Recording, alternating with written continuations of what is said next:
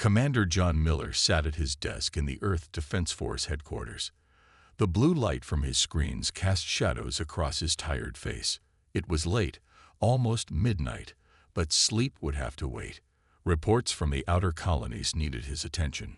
A sudden flash on his main screen pulled his eyes up. Incoming transmission, the computer announced. Unknown origin. John frowned.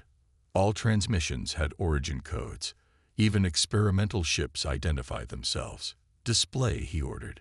The screen flickered, and strange symbols appeared. They shifted and rearranged before settling into English text.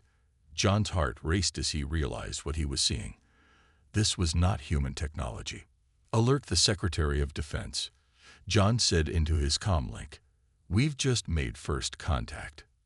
Within an hour, the quiet headquarters had transformed into a hive of activity. Scientists, military officers, and government officials filled the command center. All eyes were fixed on the main screen where the message from the Galactic Council continued to play. To the leaders of Earth, the message read, "Your species has been monitored for the past century. Your rapid technological advancement and aggressive expansion beyond your planet has triggered a security protocol. The Galactic Council, representing 27 spacefaring civilizations, has voted. You are hereby ordered to cease all off-world activities and return to your home planet within 1 Earth month. Failure to comply will result in enforcement action." Susan Grant, recently appointed ambassador for extraterrestrial affairs, stood frozen as the message ended. Her job had been largely symbolic until now. Most people thought first contact was decades away, if it would happen at all. "They can't be serious," said General Paul Adams, breaking the silence. "We have over 50,000 people living off-world. Mars colony alone has 15,000. Not to mention the economic impact," added Director Lisa Brown from the Space Development Agency. "The lunar mining operations provide 30% of our rare earth metals." Susan stepped forward. "We need to respond. Show we're willing to talk." "Talk," General Adams scoffed. "They're threatening us with enforcement action, whatever that means, which is exactly why we need dialogue." Susan insisted. "We don't know their capabilities. For all we know, they could wipe us out tomorrow." The debate continued through the night. By morning, world leaders had been briefed, and panic was spreading as news of the message leaked to the public. Videos of the strange transmission played on every news channel. Stock markets crashed as companies with space investments lost value overnight. On Mars, Governor Diane Clark called an emergency meeting of colony leaders. "Earth may decide to comply," she told them, "but Mars has been self-sufficient for 5 years. This is our home now." Back on Earth, Susan worked with linguists and diplomats to craft a response. "We seek peaceful dialogue," they wrote. "Representatives are welcome to discuss these matters on neutral ground." 3 days later, another message arrived. "Representatives are en route. Prepare for arrival in 2 Earth days. Location: your United Nations headquarters." Commander John Miller was assigned to the security detail for the alien arrival. As he reviewed the protocols, he received a private message from an old friend, Captain Alan Hayes of the Navy. "John, something doesn't add up." Alan's message read, "Why now? We've barely reached our own solar system. What threat could we possibly pose to advanced civilizations? I'm gathering a team to explore options should diplomacy fail. Are you in?" John hesitated only briefly before typing his response. "I'm in." As the sun rose over New York, 3 sleek silver ships descended from the clouds. They landed softly on the East River, causing barely a ripple on the water surface. The ships opened, and 3 alien beings emerged. The Galactic Council had arrived, and humanity's time was running out. The United Nations building was surrounded by security forces. Soldiers stood at every entrance, and military aircraft circled overhead. Inside, world leaders sat in tense silence as they waited for the alien representatives to enter. Susan Grant smoothed her dark blue suit and took a deep breath. As Earth's ambassador, she would speak first. The weight of humanity's future pressed heavily on her shoulders. The main doors opened. 3 beings entered the chamber, each different from the others in striking ways. The first alien was tall and thin, with pale blue skin that seemed almost translucent. 6 fingers moved constantly at its sides, as if calculating invisible equations. This was Zorn, from a species that had replaced emotions with pure logic thousands of years ago. "We appreciate your prompt accommodation," Zorn said in perfect English. "Efficiency was unexpected from your kind." The second alien, Ilara, had large golden eyes that took up most of her face. Her movements were fluid, almost like dancing. "Your fear fills this room," she said softly. "It is understandable. Young species often resist guidance." The third representative stomped forward on heavy legs. Red scales covered Kroll's muscular body, and sharp teeth flashed when he spoke. "Your weapons have been scanned and assessed. They pose no threat. Remember this." Susan stepped forward. "Welcome to Earth. We are eager to understand the Council's concerns and find a path forward that respects all parties." Zorn's 6 fingers tapped together. "There is no need for negotiation. The decision has been made." Large screens around the chamber lit up, showing images of strange worlds and alien cities. "These are civilizations that once stood where you stand now," Ilara explained. "They advanced too quickly, without proper development of wisdom." The images shifted to show planets scarred by massive explosions, dead worlds drifting in space. "They destroyed themselves," Kroll said bluntly. "Some took neighboring systems with them." Zorn continued. "The containment policy has saved 17 species from self-destruction. It is not punishment. It is protection." In the back of the room, Commander John Miller watched carefully. He noticed how the 3 aliens never disagreed with each other, how perfectly they presented their case. It felt rehearsed, like a performance rather than a true negotiation. During a brief recess, John slipped away to meet Dr. Laura Wright, Earth's leading xenobiologist, who had been observing the proceedings. "What do you think?" John asked her quietly. Laura's eyes were bright with excitement despite the grave situation. "Their biology is fascinating. All 3 need different atmospheric conditions according to our scans, yet they're comfortable in our air. They must have advanced environmental technology." "Any weaknesses?" Laura hesitated. "The red one, Kroll, keeps adjusting something at his neck. Might be a breathing apparatus. And the blue one, Zorn, seems sensitive to our lighting. Small reactions when the overhead lights flicker."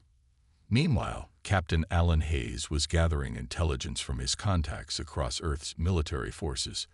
In a secure underground facility beneath the Pacific Ocean, he met with leaders from Mars, Europa, and the lunar colonies via encrypted channels. Earth's politicians might cave to these demands, Diane Clark, the Mars governor, said through the static-filled transmission. "But Mars will not abandon our homes." Ellen nodded. "We need time. Our engineers are studying every second of footage from the aliens' arrival. Their ships use some kind of gravity manipulation we've been theorizing about for years." On the screen, engineer Peter Ross held up technical diagrams. "If we could reverse engineer even a part of their propulsion system, we might have a fighting chance." Back at the UN, the formal meetings continued. Susan Grant worked tirelessly, requesting clarifications and suggesting alternatives to complete withdrawal from space, perhaps a supervised expansion, she offered, with Council oversight. The 3 aliens exchanged glances. For a brief moment, something like uncertainty passed between them. "We will relay your request to the full Council," Zorn finally said. "But do not expect leniency. The containment fleet is already preparing." As night fell over a worried Earth, humanity faced the greatest threat in its history. But in shadows and secret rooms, resistance was taking shape. 1 week had passed since the aliens' arrival. The world was divided. Some nations pushed for compliance with the Council's demands. Others refused to abandon their space colonies and exploration efforts. In Washington, D.C., the president addressed a room full of military and scientific leaders. "We need options," she said firmly. I will not simply surrender humanity's future among the stars. Susan Grant stood at the back of the room, watching faces grow grim as reports were shared. Military analysts had studied the alien ships. Their technology was centuries beyond Earth's capabilities. Fighting is not an option, General Adams concluded. We would lose in hours, not days. A soft voice spoke up from the corner. Perhaps we don't need to fight. All heads turned to Dr. William Chen, a physicist from MIT. The alien ships use a form of gravitational manipulation that bends space-time. We've been working on similar theories. He pulled up diagrams on the main screen. What would take us 50 years to develop on our current path, we might achieve in months with the right focus. The president nodded. Dr. Chen, you have whatever resources you need. Ambassador Grant, your job is to buy us time. Later that day, Susan met with the alien representatives in their temporary quarters. The building had been modified to match their home environments. Zorn's room was cold and filled with blue light. Ilara's space was humid, with strange plants growing from the walls. Kroll's chamber was hot and dry, like a desert. My government requests an extension, Susan said calmly. Human psychology is different from your species. We processed change slowly. Forcing such a rapid retreat from space will cause social collapse. Ilara's golden eyes studied Susan's face. You are being truthful about your concerns, yet not about your intentions. Susan maintained her composure. My only intention is to ensure a smooth transition. 6 months would be more realistic than 1 month. Zorn's fingers tapped rapidly. The Council's decision is not flexible. However, we could grant a 2-month extension as a sign of goodwill. On Mars, Governor Diane Clark watched the diplomatic feed with skepticism. When it ended, she turned to her colony leaders. 2 months won't save us. We need our own plan. She pulled up a map of Mars, highlighting underground caverns and hidden valleys. We've been preparing emergency shelters since the aliens arrived. We can hide a significant portion of our population. Meanwhile, Captain Alan Hayes and Commander John Miller met secretly at a cabin in the Rocky Mountains. Look at this, Alan said, spreading out papers on a wooden table. Reports from our deep space monitoring stations. The Council fleet is massive, but it's moving slower than expected. John studied the data. They want us to see them coming. It's psychological warfare. Exactly, Alan agreed. And this is interesting. He pointed to energy readings. Their ships emit a specific radiation pattern. If we can develop countermeasures. Back in New York, Dr. Laura Wright continued studying the alien representatives from afar. She noticed patterns in their behavior. Zorn never entered direct sunlight. Ilara avoided certain foods that contained iron.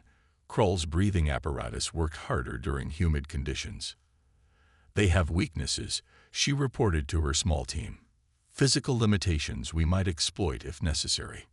In labs across Earth, scientists worked around the clock.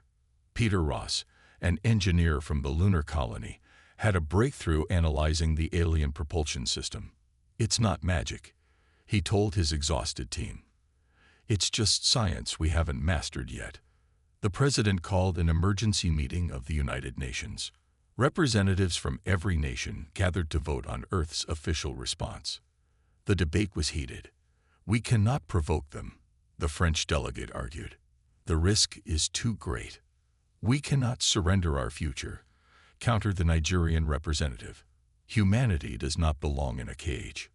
After hours of discussion, a plan emerged. Officially, Earth would appear to comply, beginning a slow withdrawal from space. Unofficially, every resource would go toward preparation for resistance.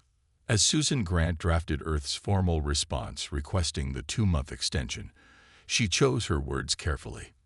The document needed to sound cooperative while revealing nothing of humanity's true intentions.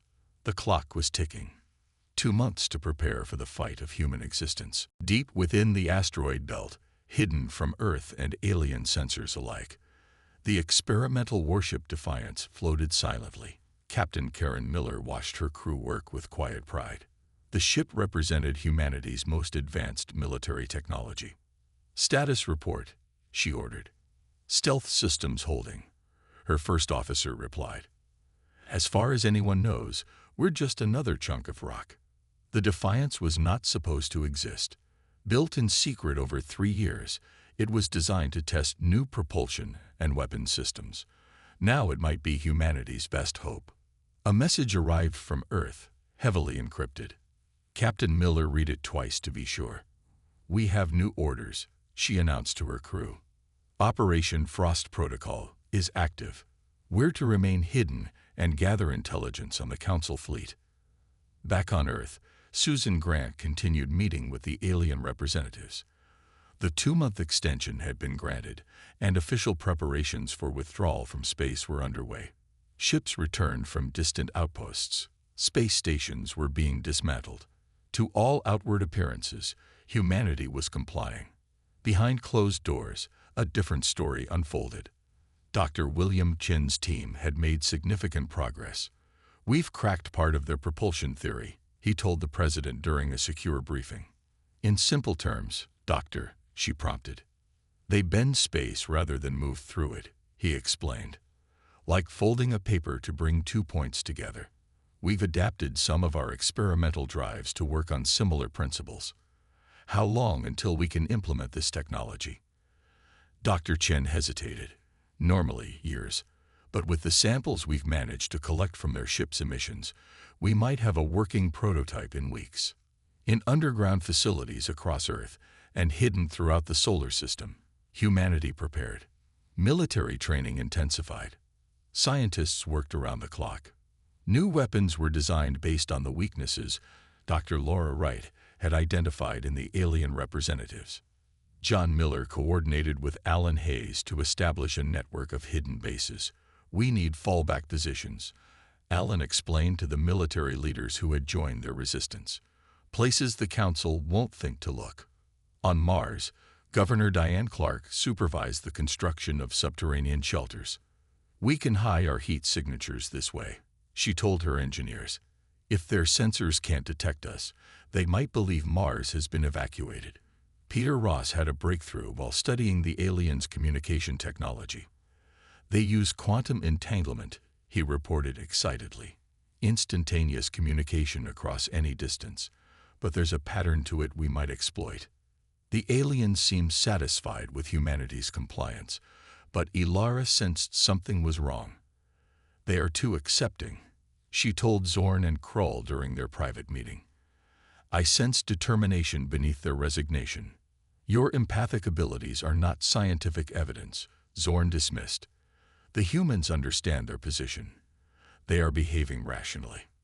Krull was less certain. "We should request additional scout ships. Search their system more thoroughly." On the Moon, the last official human presence was being withdrawn. Television crews broadcast the emotional departure of the lunar colonists. What the cameras didn't show were the small teams staying behind, moving into hidden facilities beneath the lunar surface. Similar scenes played out across the solar system. Public evacuations disguised secret operations. For every 100 humans who returned to Earth, a dozen remained hidden, working on humanity's response. In her office, Susan Grant received a message from Dr. Laura Wright. "We've developed countermeasures for their environmental requirements." The message read, "If negotiations fail, we can at least make them uncomfortable." Susan smiled grimly. She had never wanted to be a wartime ambassador, but she was prepared to fight for humanity's future. In her next meeting with the aliens, she noticed something interesting. When she mentioned the Council fleet's arrival, the 3 representatives exchanged quick glances. There was tension there, something unspoken between them. Susan filed the observation away carefully. Any crack in their united front could be useful. The countdown continued. 1 month remained before the extended deadline.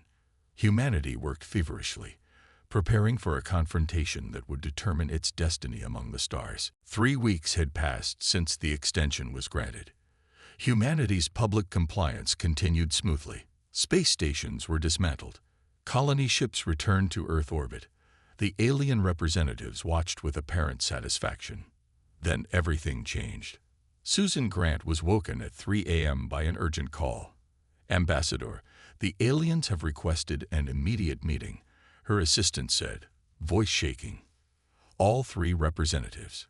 They seem agitated." 30 minutes later, Susan walked into the meeting room. The 3 aliens were already there. Kroll paced the room, his heavy footsteps making the floor vibrate. Zorn's fingers moved faster than Susan had ever seen. Even Ilara seemed tense, her golden eyes narrowed. "What's happened?" Susan asked. "Deception," Kroll growled. "We have detected unusual energy readings throughout your solar system." Zorn stepped forward. "Our long-range sensors show activity inconsistent with evacuation. Hidden bases, unauthorized technology development." Susan kept her face neutral despite her racing heart. They had been discovered too soon. "The Council has voted," Ilara said softly. "The containment fleet will arrive in 3 days, not the promised 30. All humans must return to Earth immediately." After the meeting, Susan rushed to the secure command center beneath the Pentagon. World leaders gathered via encrypted channels. "They've cut our timeline," Susan reported. "We need to activate Frost Protocol now." The president's face was grim on the screen. "Are we ready?" Dr. William Chen spoke up. "Our prototype drives work in simulations, but we haven't had time for proper testing." "The masking technology is operational," Dr. Laura Wright added. "We can hide from their sensors, but not perfectly." The decision was made. Emergency signals went out to all hidden bases. Operation Frost Protocol was officially activated. On Mars, Governor Diane Clark led her people into the underground shelters. "This is not a surrender," she told them. "This is survival." In the asteroid belt, Captain Karen Miller received the alert aboard the Defiance. "Battle stations," she ordered. "We're moving to position Alpha." The Defiance's engines hummed to life. Using the new propulsion system based on the aliens' technology, they could reach Earth in hours instead of days. Commander John Miller coordinated evacuation of the last visible human outposts. "Make it look good," he instructed his teams. "Let them think we're running scared." The alien representatives watched from their quarters as humans appeared to flee in panic. Zorn analyzed the patterns of movement. "Their response is chaotic," he observed. "Inefficient, as expected from primitives under pressure." Kroll was not convinced. "Something feels wrong. The humans I've observed are more organized than this." "Your instincts are not data," Zorn replied dismissively. In space, the Council containment fleet appeared at the edge of the solar system. 50 ships, each larger than anything humans had built. They moved in perfect formation toward Earth. Susan Grant made one final attempt at diplomacy. She requested an emergency meeting with the full Galactic Council, not just the 3 representatives. "Your request is denied," Zorn informed her coldly. "The decision is final." Susan nodded slowly. "Then I need to inform you that Earth has prepared a response to your ultimatum." For the first time, she saw uncertainty in the alien's eyes. Peter Ross finished installing the modified communication system aboard the Defiance. "This will let us tap into their quantum network," he explained to Captain Miller. "We can listen to their communications, maybe even send false orders." Throughout the solar system, human outposts went dark. Using Dr. Chen's masking technology, they disappeared from alien sensors. The official story was evacuation, but in reality, humanity was hiding in plain sight. The president addressed Earth's population. "We face a threat unlike any in human history, but we will not surrender our future. We will not be contained." As the Council fleet entered the inner solar system, they found what appeared to be an obedient humanity returning to Earth. But hidden in shadows, behind moons, within asteroids, and beneath planetary surfaces, the real response was preparing. The Frost Protocol was ready. Humanity's answer to the Council's ultimatum would soon be delivered. The Council fleet spread through the solar system like a net. Their massive ships moved with perfect precision, scanning each planet, moon, and asteroid belt. To their sensors, the human colonies appeared abandoned. Earth alone showed signs of life, with returning ships crowding its orbit. The fleet commander, a being named Vex, found this suspicious. "Send scout ships to every former human outpost," he ordered. "I want physical confirmation of evacuation." Smaller council vessels broke from the main fleet, heading toward Mars, Europa, and the lunar colonies. They were sleek and fast, designed for reconnaissance rather than combat. Hidden in the shadow of Phobos, one of Mars' moons, the Defiance watched the scout ship approach. Captain Karen Miller kept her crew silent as the alien vessel passed within kilometers of their position. "Hold steady," she whispered, though there was no need. Their new stealth technology, based on Dr. Chen's breakthroughs, bent light and energy around the ship. To outside sensors, they simply weren't there. The scout ship entered Mars orbit and began scanning the surface. It focused on the abandoned colony domes, now empty and powered down. After an hour of scanning, it sent a message to the fleet commander. "Mars colony confirmed abandoned. Proceeding to subsurface scan." Governor Diane Clark watched the scan from deep underground. Her engineers had lined the shelters with materials that blocked the alien sensors.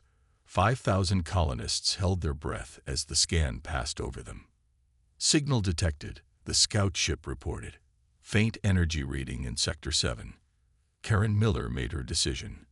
"We can't let them find the underground colony," she told her crew. "Prepare for intercept." The Defiance powered up its engines and moved from its hiding place. It accelerated toward the scout ship with startling speed. The alien vessel detected the approach too late. Targeting their sensor array, Karen's weapons officer reported, firing pulse cannons. Beams of concentrated energy struck the scout ship precisely. Its external sensors shattered, leaving it effectively blind but otherwise undamaged. "Send the message," Karen ordered. Peter Ross activated his modified communication system. Using the scout ship's own quantum transmitter, he sent a carefully crafted message to the fleet commander. "Scout 7 reporting. Mars confirmed abandoned. Minor energy reading traced to decaying power cells in abandoned mining equipment. Proceeding to next objective." Aboard the fleet command ship, Vex received the message and accepted it without question. The falsified report was indistinguishable from genuine communications. Similar scenes played out across the solar system. Council scout ships approached human outposts, only to be intercepted, disabled, or fed false information. The Defiance wasn't alone. 5 other prototype ships, hidden throughout the system, carried out similar operations. On Earth, Susan Grant monitored the situation from the command center. Reports came in from each successful interception. "It's working," she told Commander John Miller. "They don't know our people are still out there." John nodded. "We've bought ourselves time, but not much. The main fleet will realize something's wrong eventually." In New York, the alien representatives grew increasingly frustrated. Their own communications with the fleet were limited, as if something was interfering with their quantum network. "This is unusual," Zorn admitted, fingers tapping anxiously. "Fleet communication should be instantaneous and secure." Kroll pounded a fist on the table. "The humans are responsible. They have developed countermeasures we did not anticipate." Ilara's golden eyes widened. "We should contact the Council directly. Request guidance." Their attempt to reach the full Galactic Council failed. The quantum network that connected them to their homeworlds remained strangely fuzzy and unreliable. What they didn't know was that Dr. Laura Wright had developed a quantum interference device. It couldn't block their communications entirely, but it could degrade them enough to create confusion and delay. After 12 hours of operations, all Council scout ships had been neutralized or compromised. The main fleet remained in position, awaiting complete reports that would never come accurately. Captain Alan Hayes contacted the Defiance from his hidden base on Europa. "Phase 1 complete," he reported. "Time for Phase 2. Captain Karen Miller smiled grimly. "Understood. The Defiance is moving to position Bravo." The ship's engines flared as it accelerated toward the heart of the Council fleet. The real counterattack was about to begin. The Defiance approached the massive Council command ship. From a distance, Captain Karen Miller studied its structure. The alien vessel was beautiful in a strange way, with sweeping curves and pulsing blue lights. It was also 5 times larger than the largest human spacecraft ever built. "Are we really doing this?" her first officer whispered. Karen nodded. "Not to destroy them, just to deliver a message." Peter Ross made final adjustments to their communication system. During their encounters with the scout ships, he had gathered enough data to understand the Council's quantum network. "I can break into their main communication array," he explained, "but only for about 2 minutes before they detect and block us." 2 minutes is all we need," Karen replied. Across the solar system, the other human ships moved into position. They formed a loose net around the Council fleet, invisible thanks to their masking technology. On Earth, Susan Grant prepared for the most important broadcast of her life. She stood in front of a camera, reviewing her notes one last time. Commander John Miller gave her a reassuring nod. "All ships in position," he confirmed. "Ready when you are." Susan took a deep breath. "Begin transmission." The Defiance activated its quantum intrusion program. For a moment, nothing happened. Then Peter Ross grinned. "We're in. Their entire network is open to us." Karen gave the order. "Send Ambassador Grant's message to every ship in their fleet, and to the Galactic Council itself. On every Council vessel, including the 3 representatives' quarters on Earth, screens suddenly activated." Susan Grant's face appeared, calm and determined. "To all members of the Galactic Council," she began. "I am Ambassador Susan Grant of Earth. You have been misinformed about humanity." In their New York quarters, the 3 alien representatives watched in shock. This should not have been possible. Their secure network had never been breached before. Susan continued, "We have analyzed your containment policy and found inconsistencies. The decision to restrict humanity was not made by the full Council, but by a faction within it." She displayed evidence collected from the scout ships' databases. These records show that only 7 of the 27 Council species voted for our containment. The others were never consulted. The evidence was irrefutable. Internal Council communications, never meant for human eyes, revealed a power struggle among the alien species. The containment of Earth had been pushed by a minority faction, led by Zorn, Krull, and Ilara's species. On the command ship, Fleet Commander Vex received frantic messages from other Council worlds. The humans had somehow broadcast to every Council planet simultaneously. The deception was exposed. "We do not seek conflict," Susan's message continued, "but we will not be contained based on the decision of a few who fear our potential. Humanity belongs among the stars, and we are prepared to defend that right." The transmission ended. For several moments, silence reigned across the Council fleet. Then chaos erupted. Ships from different Council factions began arguing over communication channels. Some demanded immediate action against Earth. Others called for withdrawal and investigation of the unauthorized containment order. In their quarters, Zorn, Krull, and Ilara received a direct message from the Council's Supreme Chamber. Their private communication was brief but clear. "Return immediately for questioning. Containment operation suspended pending review." Commander John Miller watched the Council fleet's movements on the command center's main screen. "They're breaking formation," he reported. "Ships are grouping by faction." Susan nodded. "Now for the final part of our message." Throughout the solar system, the hidden human colonies revealed themselves. On Mars, the domes lit up again. On Europa and Titan, human bases reactivated their systems. In the asteroid belt, mining operations resumed. Most dramatically, the 6 human prototype ships, including the Defiance, formed a line between Earth and the Council fleet.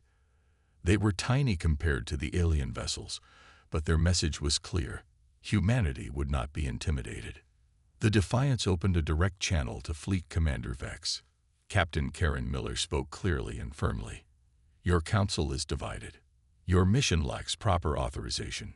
We suggest you withdraw while this matter is settled through proper channels. On Earth, the 3 alien representatives received new orders from their homeworlds. The hardline approach had failed. It was time for real negotiation. 3 days after Susan Grant's broadcast, a new ship arrived in Earth's orbit. Unlike the military vessels of the containment fleet, this one was elegant and adorned with the symbols of all 27 Council species. It was the diplomatic flagship of the Galactic Council itself. 6 representatives emerged, not just the original 3.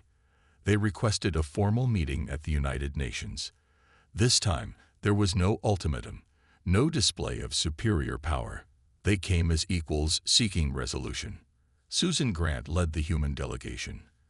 Commander John Miller, Captain Alan Hayes, Dr. Laura Wright, Dr. William Chin, and Governor Diane Clark joined her at the table. They had earned their places through their roles in humanity's response. The lead council diplomat was a being named Talon, tall and bird-like with feathers that shifted color with his emotions. The council extends its formal apology to humanity, he began. The containment order was not properly authorized. Zorn, Krull, and Ilara sat at the far end of the table, their status clearly diminished. They would face council justice for their deception. We have reviewed humanity's capabilities and response, Talon continued. Your species has demonstrated remarkable resourcefulness and unity in crisis. Another council member, a crystalline being whose voice chimed like bells, spoke next. Most impressive was your restraint. You disabled our scouts without destroying them. You exposed the truth rather than attacking our fleet when you had the advantage of surprise. Susan nodded. Humanity does not seek war. We seek our place among the stars, as equals. The negotiations continued for hours. By day's end, a new agreement was forming. The containment order was officially revoked. Humanity would be permitted to continue its expansion into space. In return, Earth would share some of its unique perspectives and innovations. The Council representatives were particularly interested in human creativity and adaptability, traits that were apparently rare among the older species. When the formal meeting ended, Commander John Miller found Talon alone in the hallway. There's something I don't understand, John said. Why did Zorn and the others push so hard for our containment?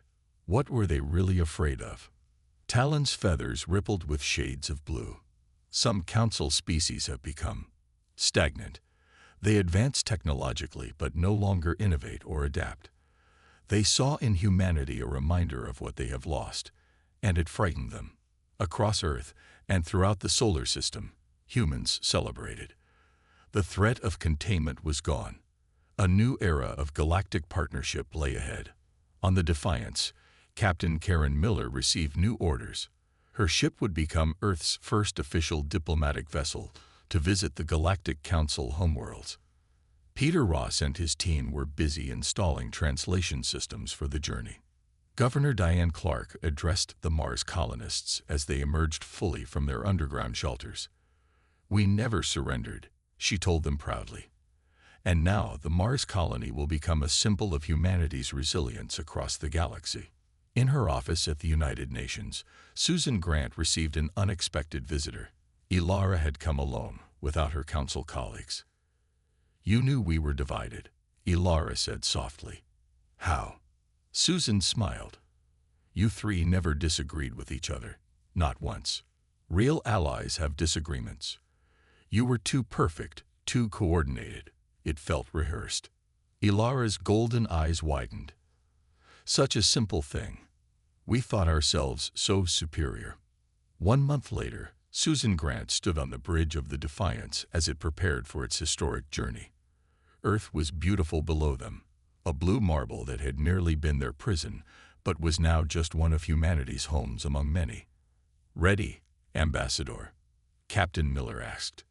Susan nodded. Send our final message to Earth before we depart. The message was brief but powerful. To all humanity, we were warned to stay home. Our response has opened the galaxy. The stars are ours now, not as conquerors but as explorers. We go forward together into a future without limits. The Defiance's engines hummed to life. With a flash of light, the ship folded space around itself and vanished, carrying humanity's representatives to take their rightful place among the stars.